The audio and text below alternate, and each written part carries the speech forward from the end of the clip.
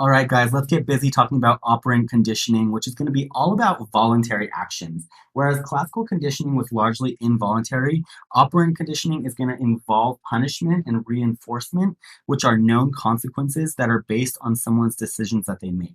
So I'm going to use this 2 by 2 table and talk about some example that I use personally. So I do Anki cards every day. And when I do Anki cards, it's a good thing. It's good for me. And so I like to use some operant conditioning to keep me accountable. So let's kind of define some things because the nomenclature here is so important. In terms of the word reinforcement, a reinforcement is just something that the subject enjoys. So something that's going to bring them joy, bring them happiness. You can almost think of it as a reward.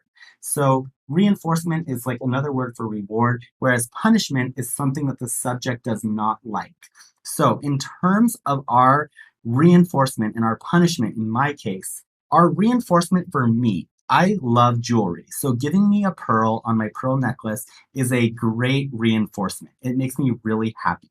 Whereas a punishment that I don't like is jumping jacks. I really hate cardio. And if you were going to force me to do jumping jacks because I didn't finish my Anki, I would be really sad. So it's an effective punishment. Now let's talk about what it means to be positive versus negative. So I want to use like varying depths of highlight here to explain this. So positive does not mean good or bad, and this confuses a lot of students. Positive simply means we are adding something on. We are giving a stimulus. So I'm going to highlight positive as like really, really dark purple. So you sense that like I'm putting something on. Whereas negative, I'm going to make this light purple, is referring to pulling something away. So it's not good or bad, it's just simply taking something away. So let's put this into context. In terms of a positive reinforcement, we are putting something on, we are giving something. So for my case, it's going to be giving me a pearl every time I complete my Anki cards, okay?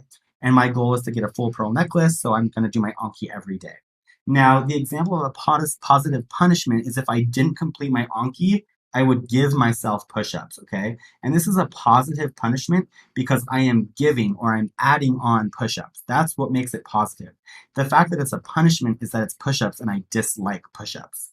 Now, in terms of negative reinforcement, this would be taking away push-ups because I don't like push-ups. So taking them away is a reward for me.